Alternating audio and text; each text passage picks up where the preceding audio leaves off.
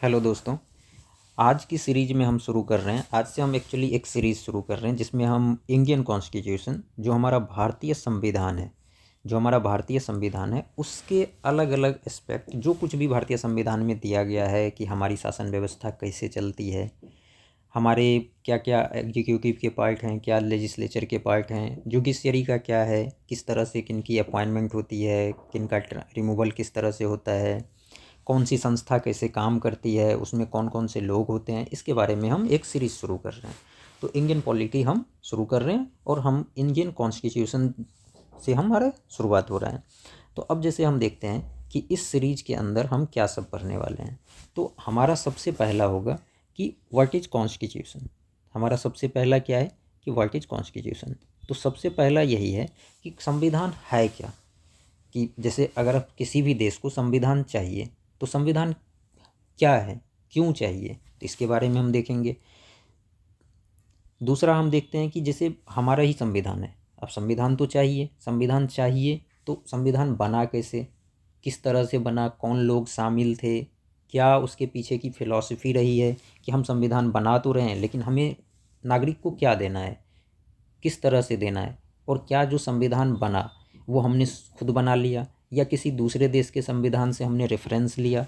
तो इस सब पे हम बात करेंगे, आगे बढ़ेंगे हम।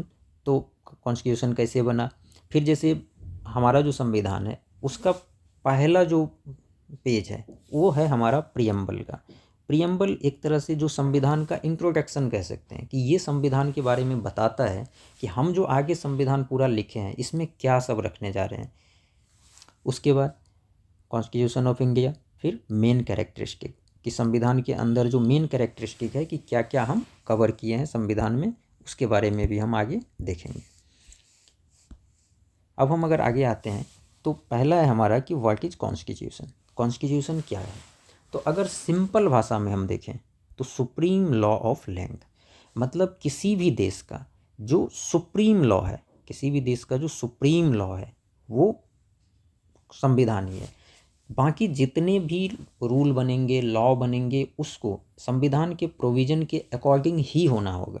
अगर कोई भी लॉ ऐसा हम बना देते हैं कि जो संविधान के अगेंस्ट चला जाए तो क्या वो लॉ बना रहेगा, नहीं बना रहेगा। उस सारे लॉ को बाद में कोर्ट में मैटर कहाँ चला जाएगा, कोर्ट में चला जाएगा। जैसे हमारा यहाँ सुप्रीम कोर्ट है या हाई कोर्ट है, सुप्रीम कोर्ट या हाई कोर्ट में लोग चैलेंज कर देंगे और जब पता चलेगा कि ये कॉन्स्टिट्यूशन के अगेंस्ट है तो उसको क्या होगा, सुप्रीम कोर्ट जो है वो स्ट्रक डाउन कर देगी, निरस्त कर देगी। सुप्रीम कोर्ट इसको क्या करेगी, निरस्त कर देगी।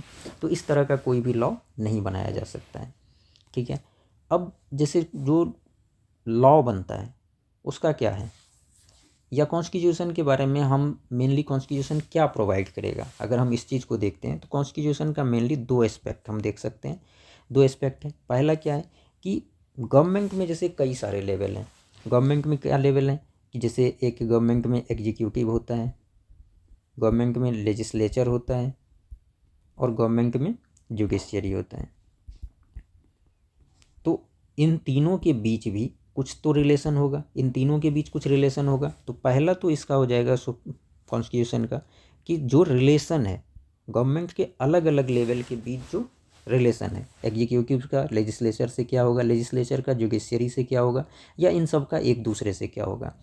अब जैसे एग्जीक्यूटिव भी देखते हैं तो एग्जीक्यूटिव में कई सारे लेवल हैं। सबसे पहले ऊपर में अगर हम देखें तो प्रेसिडेंट है, फिर प्राइम मिनिस्टर हैं, फिर एक तो ये हो गया। दूसरा हम देखते हैं तो सेंटर है, सेंटर के नीचे क्या है, स्टेट है। फिर क्या देते हैं, लोकल बॉडी है, लोकल बॉडी है जो जैसे पंचायती राज है या म्यूनिसिपल कॉरपोरेशंस हैं। तो इन सब का एक दूसरे से क्या रिलेशन होगा। तो ये हो गया पहला कि दो एस्पेक्ट में पहला क्या होगा कि सरकार के ये अलग अलग लेवल के बीच जो रिलेशन है वो हमारा पहला एस्पेक्ट है। दूसरा क्या है कि सरकार और नागरिक के बीच क्या रिलेशन है, कि सरकार और नागरिक के बीच किस तरह का रिलेशन होगा। तो कॉन्स्टिट्यूशन का क्या होगा, एक तो गवर्नमेंट के साथ क्या रिलेशन है और दूसरा क्या है कि अपने ही नागरिकों के साथ सरकार का क्या रिलेशन होने वाला है। तो ये दो एस्पेक्ट हो गए कॉन्स्टिट्यूशन के। अब हम आगे देखते हैं कि जैसे हमने पढ़ा था कि गवर्नमेंट और जनता के बीच या गवर्नमेंट और गवर्नमेंट के अलग अलग लेवल के बीच क्या रिलेशन। तो सबसे पहले अगर हम गवर्नमेंट के लेवल के बीच देखते हैं तो गवर्नमेंट के 3 पार्ट होते हैं। पहला हो गया लेजिस्लेचर, दूसरा जुडिशरी मान लो, और तीसरा मान लो एग्जीक्यूटिव हो गया। तो काम क्या है किसी का भी, लेजिस्लेचर का क्या काम है, ये रूल बनाती है, लॉ बनाती है। लेजिस्लेचर क्या करती है, लॉ बनाती है। और ये जो लॉ बनाती है ये काम किसका है, जैसे अगर सेंट्रल लेवल पे देखें तो लोकसभा है हमारा और राज्यसभा है। स्टेट लेवल पे क्या है, विधानसभा है, स्टेट लेवल पे विधानसभा है, और कुछ राज्यों में विधान परिषद भी है, कुछ राज्यों में क्या है, विधान परिषद भी है। तो इनका काम क्या है, लॉ बनाना। जुडिशियरी, इसका काम है लॉ को इंटरप्रेट करना। इंटरप्रेट करना मतलब क्या, ये देखना कि जो भी लॉ हमने बनाया है वो कॉन्स्टिट्यूशन के प्रोविज़न के अकॉर्डिंग है या नहीं है।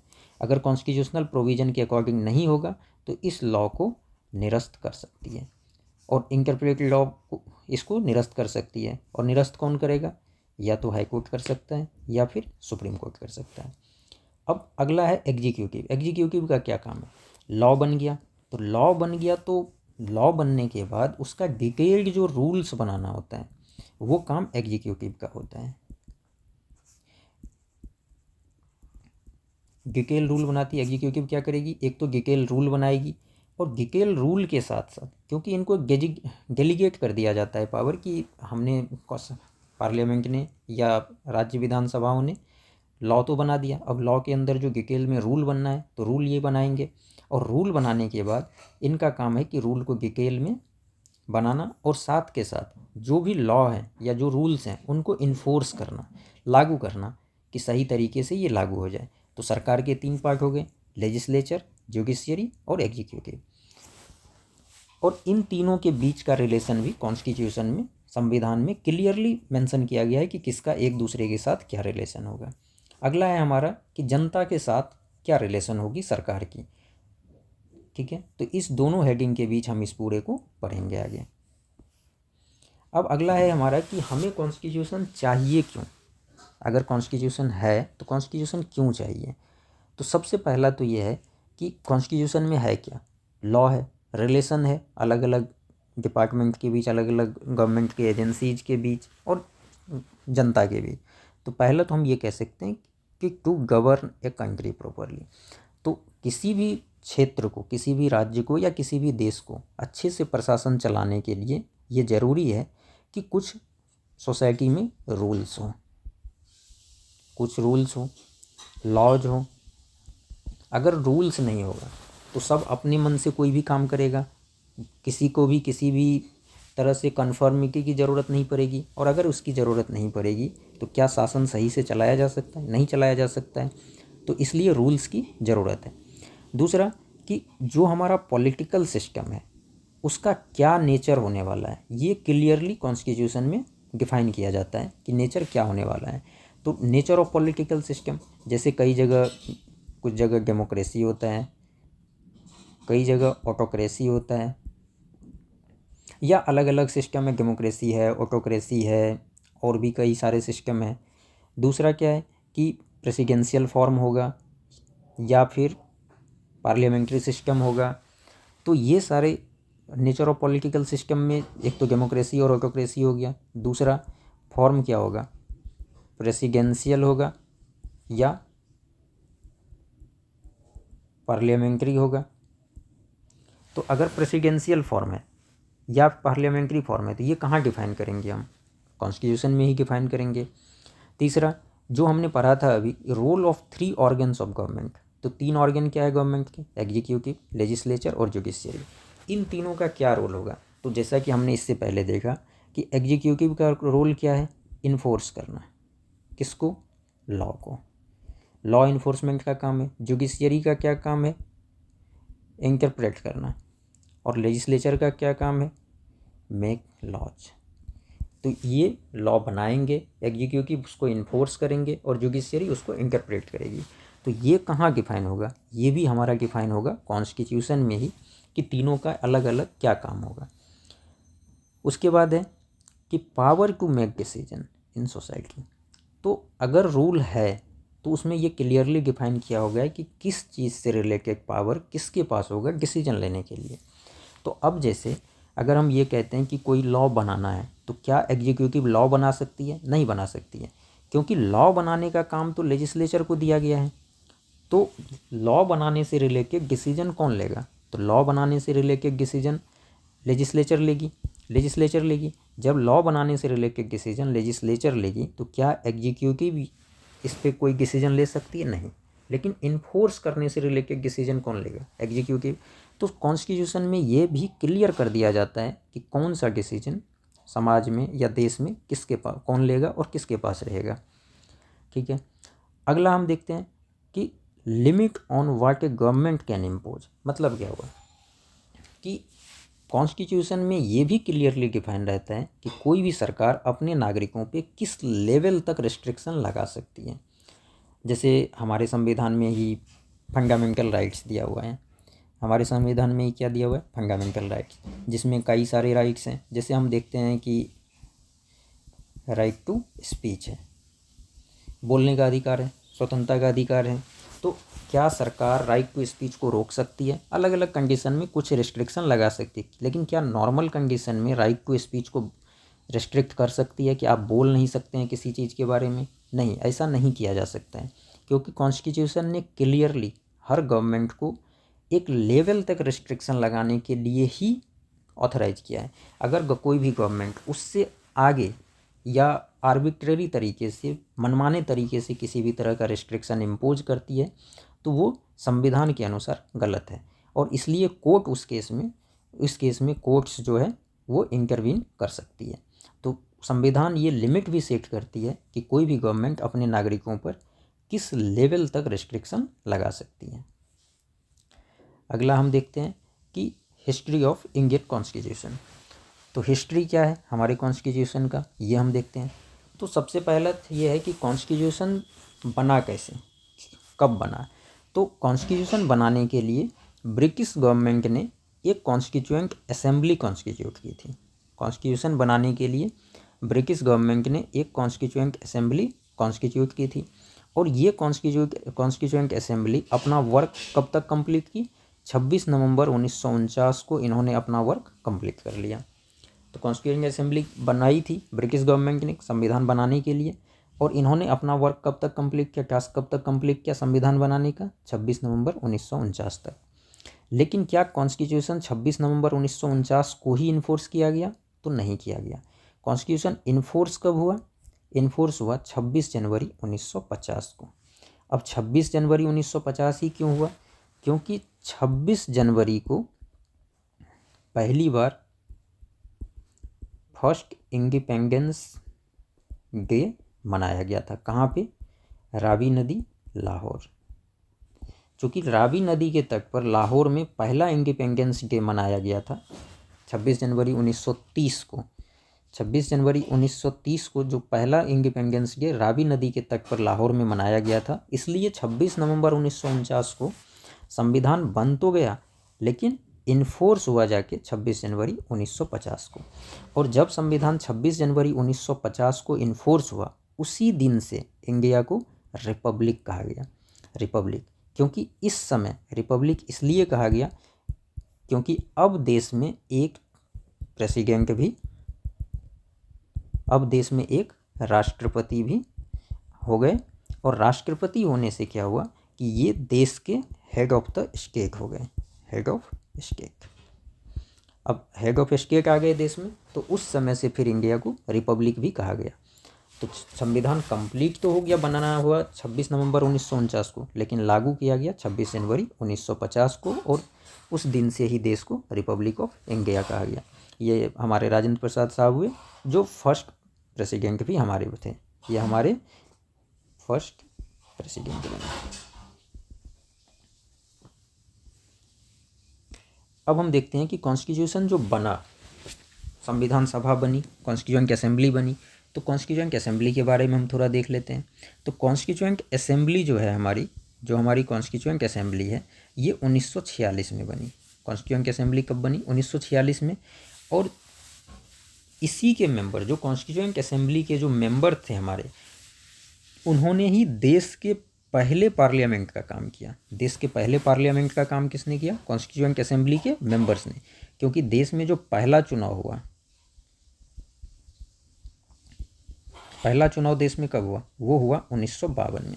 तो जब 1952 तक चुनाव ही नहीं हुआ था, तो जब 1952 में पहला चुनाव हुआ तो उस समय तक देश का शासन व्यवस्था कैसे चला, किसने चलाया?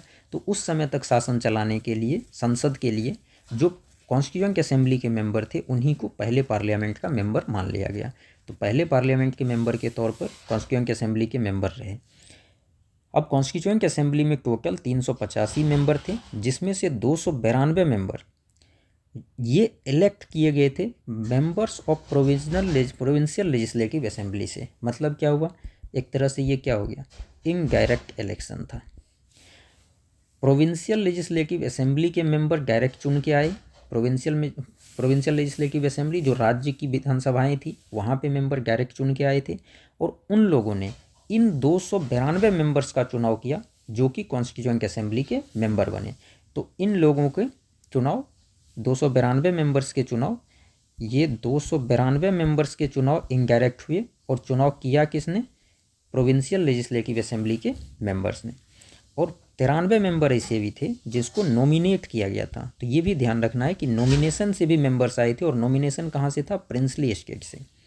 मतलब जो जिन प्रोविंस में लेजिस्लेटिव असेंबलीज थी वहाँ से मेंबर चुन के आए थे, जिनको प्रोविंशियल लेजिस्लेटिव असेंबली के मेंबर्स ने चुना था। और जो प्रिंसली स्टेट थे, प्रिंसली स्टेट में चुन के नहीं आए थे, वहाँ से नॉमिनेट होके आए थे। तो ये भी ध्यान रखना है कि संविधान सभा में चुने हुए मेंबर भी थे और नॉमिनेटेड मेंबर भी थे। चुने हुए मेंबर प्रोविंशियल लेजिस्लेटिव असेंबली से थे और नॉमिनेटेड मेंबर प्रिंसली स्टेट से थे। अब जब संविधान सभा बना तो इनका सेशन भी होगा, सेशन होगा तो चेयरमैन भी चाहिए। तो चेयरमैन के लिए सबसे पहले डॉक्टर सच्चिदानंद सिन्हा साहब को पहला प्रेसिडेंट बनाया गया।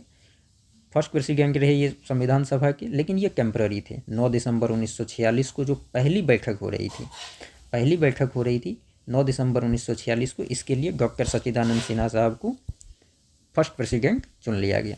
ये हमारे सच्चिदानंद सिन्हा साहब रहे, इनको फर्स्ट प्रेसिडेंट चुना गया, लेकिन ये टेम्पररी थे। एक बार जब सेशन शुरू हो गया फिर डॉक्टर राजेंद्र प्रसाद को पहला प्रेसिडेंट संविधान सभा का चुना गया, और उसी समय डॉक्टर भीमराव अंबेडकर को चेयरमैन चुना गया संविधान की ड्राफ्टिंग कमेटी का। ड्राफ्टिंग कमेटी मतलब जो संविधान को लिखेंगे, बनाएंगे प्रॉपर, अलग अलग जगह से इनपुट के आधार पर जो संविधान ड्राफ्ट होगा, जो संविधान बनेगा, उसके लिए डॉक्टर भीमराव अंबेडकर को चेयरमैन चुना गया ड्राफ्टिंग कमेटी का। तो इस तरह से संविधान बनना शुरू हुआ, और संविधान बनाने के लिए इस तरह से एक कॉन्स्टिट्यूएंट असेंबली बनी 1946 में, जो बाद में देश के पहले संसद का काम किया।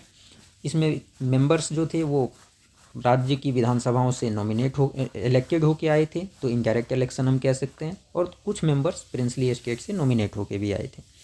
और इनके जो प्रेसिडेंट रहे, पहले सच्चिदानंद सिन्हा रहे जो कि फर्स्ट प्रेसिडेंट टेम्पररी रहे, उसके बाद राजेंद्र प्रसाद प्रेसिडेंट बने और Bhimrao Ambedkar chairman drafting committee बने।